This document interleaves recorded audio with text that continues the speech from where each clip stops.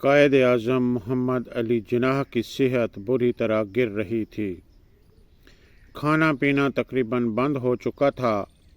ایک سلائس صبح کھاتے، ایک شام کو دودھ میں بھگو کر دیا جاتا۔ بینائی تقریباً جواب دے چکی تھی۔ اٹھنے بیٹھنے اور چلنے پھرنے کا تو سوال ہی پیدا نہیں ہوتا تھا۔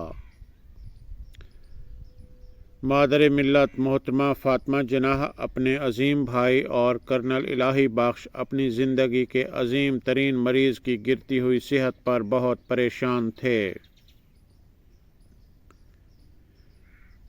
جب نکہت حد سے گزرنے لگی تو معالج اپنے مریض کی خوراک کے بارے میں غور کرنے لگے۔ اسی دوران انہیں بتایا گیا کہ قائد اعظم بمبئی میں کپور تھلہ برادرز کے کھانے بہت پسند کرتے تھے۔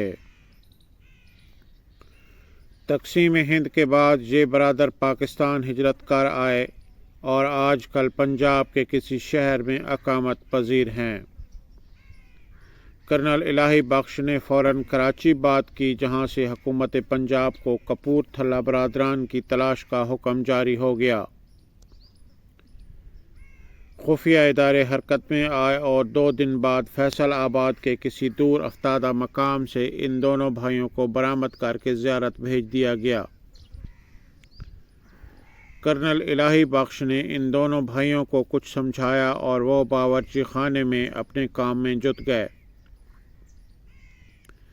اس شام جب قائد اعظم کو کھانا پیش کیا گیا تو انہوں نے خوب سیر ہو کر کھایا۔ دوسرے روز دوبارہ پیش ہوا تو قائد اعظم نے اسی رغبت کا مظاہرہ کیا۔ شام کو جب ایک بار پھر تشتری لائی گئی تو قائد اعظم کھاتے کھاتے ٹھٹکے اور کرنل الہی بخش کو مخاطب کر کے پوچھا، آج کل میرا کھانا کون بنا رہا ہے؟ کرنل الہی بخش نے یہ الفاظ سنے تو ان کا سینہ فخر سے پھول گیا اور وہ سیدھے کھڑے ہو کر بولے، سر کپور تھلہ برادرز۔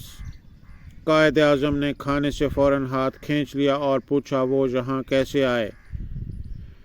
جواباً الہی بخش نے بڑے پرجوش انداز سے ساری واردات سنا دی۔